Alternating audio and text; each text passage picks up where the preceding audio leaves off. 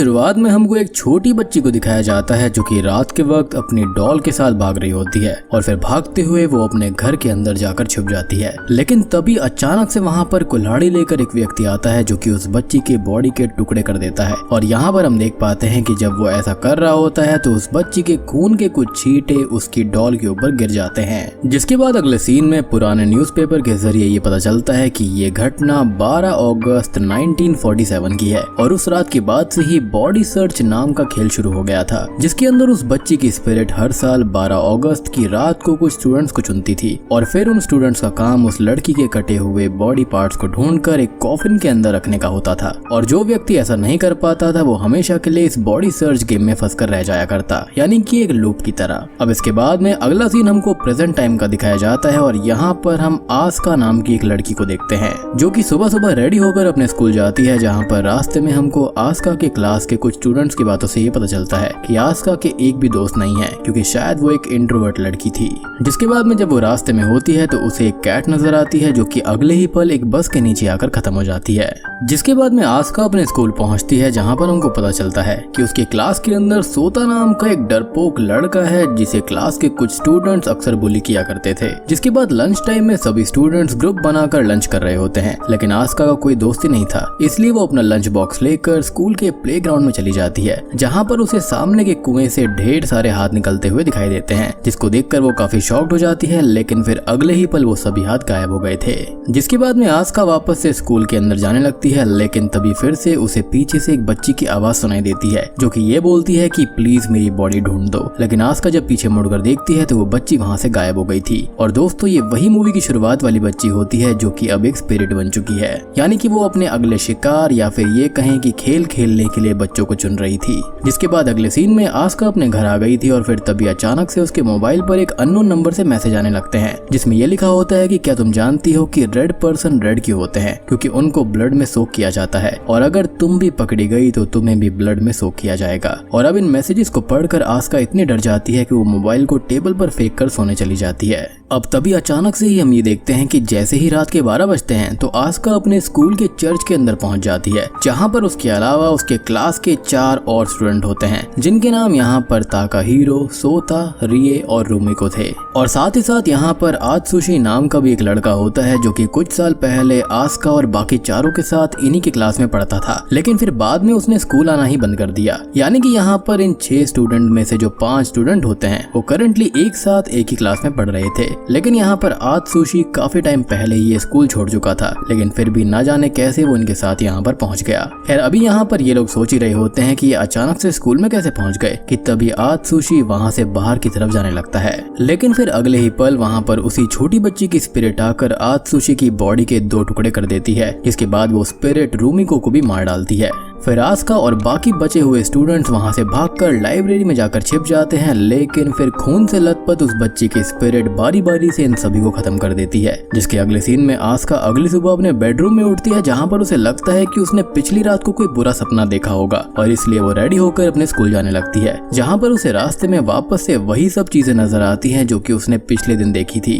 यानी कि वो एक लूप में ऑलरेडी फंस चुकी थी और इस बच्ची की स्पिरिट ने उसको अपने खेल के लिए चुन लिया था। साथ ही साथ वो 5 स्टूडेंट भी यहाँ पर सेलेक्ट हो चुके थे। अब पिछले दिन की ही तरह इस बार भी वो बिल्ली बस के नीचे आकर खत्म हो जाती है। जिसके बाद में जब आस्का स्कूल पहुंचती है तो वहां पर ताकाहीरो और पिछली रात वाले बाकी 4 स्टूडेंट्स की बातों से पता चलता है कि उन्हें भी पिछली रात की सारी बातें याद थी। और फिर इनमें से सोता बताता है कि उसने ऑनलाइन रिसर्च करी है जिससे उसको पता चला है कि ये लोग बॉडी सर्च नाम के एक गेम में फंस चुके हैं और जब तक ये लोग उस छोटी बच्ची यानी कि रेड पर्सन के बॉडी के सभी 8 टुकड़ों को नहीं ढूंढ लेते और उनको कॉफिन में नहीं रख देते तब तक ऐसे ही हर दिन रिपीट होगा, यानी कि अब ये लोग एक मर्डरस टाइम लूप में फंस चुके थे। यहाँ पर जब ये लोग ये सारी बातें कर रहे होते हैं तभी वहाँ इनके स्कूल का लाइब्रेरियन आ जाता है जो कि इनकी बातों को सुनकर ऐसे बिहेव करता है जैसे कि वो कोई सच जानता हो। जिसके बाद अगले सीन में ये 5 स्टूडेंट्स रात के 12 बजे वापस से स्कूल पहुंच जाते हैं और 5 इसलिए क्योंकि वहाँ पर जो आत्सुशी था वो दूसरे स्कूल में था,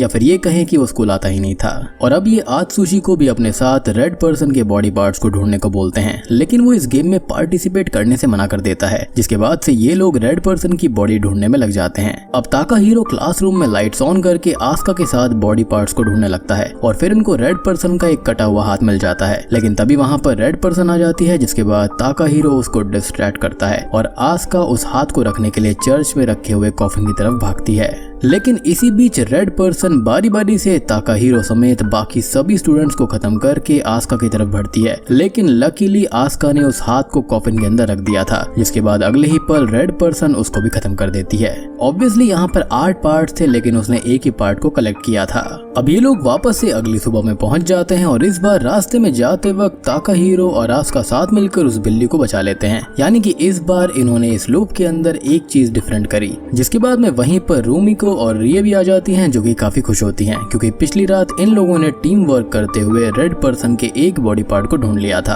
और फिर यहीं से इन सभी की आस्का के साथ अच्छी दोस्ती हो जाती है, जिससे आस्का मनी मन काफी खुश थी। फिर अगले सीन में हमें ताकाहीरो और उसके फ्रेंड की बातचीत से ये पता चलता है कि कुछ साल पहले बास्केटबॉल खेलते वक्त आत्सुशी के लेग में इंजरी हो गई थी, जिसको ठीक होने में काफी लंबा वक्त लग गया और इसी दौरान वो इतना डिमोटिवेट हो गया था कि ठीक होने के बाद भी न उसने कभी दौड़ने की कोशिश करी और ना ही वापस से स्कूल ज्वाइन किया। खैर अब यहाँ पर आस्का, ताकाहीरो और बाकी के तीनों स्टूडेंट्स को पुराने न्यूज़पेपर के जरिए ये पता चलता है कि 30 साल पहले इनके स्कूल के पास में ही एक घर के अंदर किसी ने मीको नाम की एक छोटी बच्ची के बॉडी को काटकर स्कूल के इधर ही फेंक दिया था, जिसके बाद में पुलिस वालों को उस बच्ची के बॉडी पार्ट्स तो मिल गए थे, लेकिन उन्हें कभी भी उसका सर नहीं मिल पाया, जिससे ये लोग समझ जाते हैं कि रेड पर्सन कोई और नहीं बल्कि मीको की ही स्पिरिट है। जिसके बाद में सोता रेड पर्सन को उलझाए रखने का एक काफी शानदार प्लान बनाता है, जिसके अकॉर्डिंग ये लोग पूरे स्कूल में फुल साउंड पर म्यूजिक बजाएंगे, जिससे रेड पर्सन इनकी आहट को सुनकर इन्हें ढूंढ नहीं पाएगी और फिर ये लोग वॉकी टॉकी पर एक दूसरे से कनेक्टेड रहेंगे और रेड पर्सन के सभी बॉडी पार्ट्स को ढूंढ लेंगे। जिसके बाद में सभी लोग सोता के प्लान को फॉलो करते हुए कुछ ही रातों में रेड पर्सन के सर और एक टांग को छोड़कर उसके बाकी सभी बॉडी पार्ट्स को ढूंढ लेते हैं। यानी कि यहाँ पर ऐसा था कि सारी चीजें रीसेट नहीं होती, लाइक एक बार एक बॉडी पार्ट को ढूंढ लिया तो ढूंढ लिया, बाकी चीजों को चेंज करना चाहो तो आप कर सकते हो। और फिर एक रात ताकाहीरो को रेड पर्सन की टांग भी मिल जाती है, लेकिन वो काफी घायल हो चुका था। जिसके बाद में आत्सुशी उसके पास में आता है और वो उससे टांग लेकर भागते हुए कॉफिन में जाकर रख देता है। अब इसके बाद में अगला दिन पार्टी का होता है, क्योंकि अब इनको बस रेड पर्सन के सर को ही ढूंढना था और अब यहाँ पर आत्सुशी भी इन पांचों का फ्रेंड बन चुका था, इसलिए ये सभी लोग साथ में खूब एंजॉय करते हैं। फिर ये लोग अब उसी घर में जाते हैं जहाँ पर मीको को मारा गया था, जहाँ पर इन्हें मीको की बनाई हुई एक ड्राइंग मिलती है, जिसको देखकर ये लोग ये समझ जाते हैं कि मीको अपने माँ बाप के कंपैरिजन में अपने डॉल से ज्यादा क्लोज थी और फिर इन्हें ये भी पता चलता है कि मीको दिमागी रूप से थोड़ी सी बीमार थी, इसलिए वो स्कूल नहीं जाया करती थी और इसी घर में रहकर उसका ट्रीटमेंट किया जाता। यानी कि मीको उस डॉल को ही अपना एक लौता फ्रेंड माना करती थी, जिसका नाम उसने एमिली रखा हुआ था। जिसके बाद में इन लोगों को पास की ही एक वॉल में कुछ गड़बड़ लगती है, इसलिए ये लोग उसे तोड़ देते हैं। अब उसके अंदर उन्हें शॉकिंगली मीको की डॉल एमिली नजर आती है, जिसके ऊपर अभी भी मीको का खून लगा हुआ था और फिर अगले ही पल वहाँ पर मीको की स्पिरिट आती है, जिसको देखकर ये लोग वहाँ से भागकर बाहर आ जाते हैं। जिसके बाद उस रात जब ये लोग बॉडी सर्च गेम में पहुंचते हैं तो वहाँ पर इन्हें एक शैडो के जरिए नजर आता है कि मीको की स्पिरिट यानी कि रेड पर्सन अपनी डॉल एमिली के साथ मर्ज होकर एक बहुत बड़े से क्रीचर में बदल गई है, जिसको देखकर ये सभी भागने लगते हैं और इस भागने की हड़बड़ी में आस्का और रिए को छोड़कर बाकी सभी की मौत हो जाती है। जिसके बाद वो क्रीचर आकर रिए को खा जाता है, जिसके बाद में अकेली आस्का बचती है, जो कि भागने के दौरान बालकनी से नीचे गिरकर खत्म हो जाती है।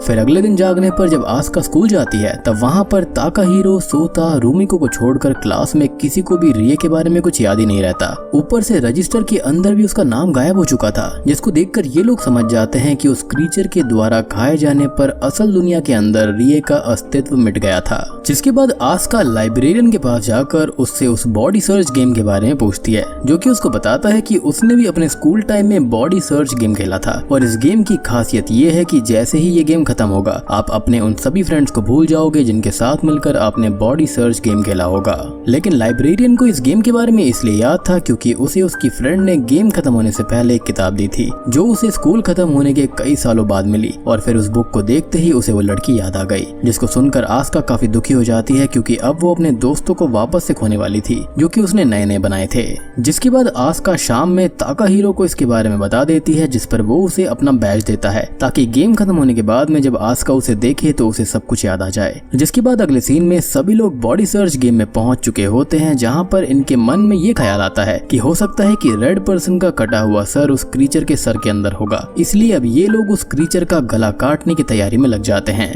और इसी दौरान ताकाहीरो ये बोलता है कि अब वो समझ चुका है कि रेड पर्सन ने इन 6 लोगों को ही बॉडी सर्च गेम के लिए क्यों चुना, क्योंकि असल में रेड पर्सन यानी कि मीको भी इन 6 लोगों की तरह ही लोनलीनेस का शिकार थी और इसलिए यहाँ पर ये जो क्रीचर है वो लोनलीनेस को दर्शाता है। जिसके बाद में ये सभी लोग समझ जाते हैं कि इन्हें दुखी रहने के बजाय अपने अकेलेपन से खुद ही फाइट करना होगा। और तभी वहाँ पर वो क्रीचर आ जाता है जिससे ये लोग साथ मिलकर फाइट करते हैं, जिसके अंदर आस्का को छोड़कर बाकी सभी खत्म हो जाते हैं। लेकिन क्रीचर का सर कटने की वजह से अब आस्का रेड पर्सन के सर को ले जाकर कॉफिन में रख देती है। अब अगली सुबह जब आस्का की आंख खुलती है और वो स्कूल पहुंचती है तो वहाँ पर रिए, सोता, ताकाहीरो, रूमिको और आत्सुची वापस आ चुके थे, लेकिन किसी को भी कुछ याद नहीं था। अब इसके बाद में आस्का जब असेंबली के लिए जाने लगती है तो उसकी पॉकेट से ताकाहीरो का वही बैज निकलकर गिर जाता है, जिसको ताकाहीरो देख लेता है और फिर उसे सब कुछ याद आ जाता है। जिसके बाद वो उस बैज को आस्का को भी दिखाता है, जिससे उसको भी सब कुछ याद आ जाता है और इस तरह से ये दोनों वापस मिल जाते हैं। एंड आई एम श्योर कि ये बाकी 4 लोगों को भी अपनी चीजें याद दिला देंगे।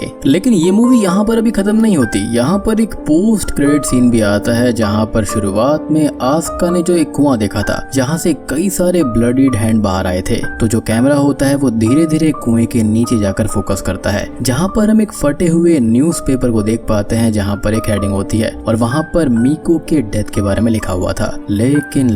यहाँ पर होता यह है कि धीरे धीरे न्यूज़पेपर के ऊपर खून लगना शुरू हो जाता है और जो मीको का फेस होता है वो किसी और लड़की से चेंज हो जाता है जो कि उसकी ही एज की थी, यानी कि 8 साल की। और वहाँ पर नेम लिखा हुआ था आस्का का। जी हाँ, आस्का का नाम वहाँ पर लिखा हुआ था जो कि मारी गई थी, वो भी अम्यूजमेंट पार्क के पास। और ये वही अम्यूजमेंट पार्क है जहाँ पर वो और ताकाहीरो बचपन में जाया करते थे। और बीच में इनकी एक ऐसी कॉन्वर्सेशन भी होती है जहाँ पर इसके बारे में बात की गई थी, लेकिन यहाँ पर आस्का ने उसको चुप करवा दिया था। यानी कि अब ये लूप वापस से शुरू होने वाला है और यहाँ पर अब की बार जो रेड पर्सन होगा वो कोई और नहीं बल्कि आस्का होगी। यानी कि एक बात तो पक्की है, जैसे कि मीको के बॉडी पार्ट्स को ढूंढने का काम यहाँ पर कुछ बच्चों को दिया गया था, यानी कि जिनको चूज किया जाता है, और ऐसे ही अब यहाँ पर कुछ और बच्चों को चूज किया जाएगा जो कि आस्का के बॉडी पार्ट्स को ढूंढेंगे। और यहाँ पर जो न्यू रेड पर्सन होगा, या फिर ये कह सकते हैं ये डेविल भी हो सकता है, जो कि आस्का की ब्लडीड बॉडी के अंदर होगा। क्योंकि आई डोंट थिंक सो कि आस्का यहाँ पर इतनी बुरी है या फिर मीको भी यहाँ पर इतनी बुरी रही होगी जो कि ऐसा करेगी। तो मेरे ख्याल से ये डेविल हो सकता है या फिर जिस किसी ने भी ऐसा किया है। इसी के साथ में रिमेंबर मूवी यहीं पर खत्म हो जाती है।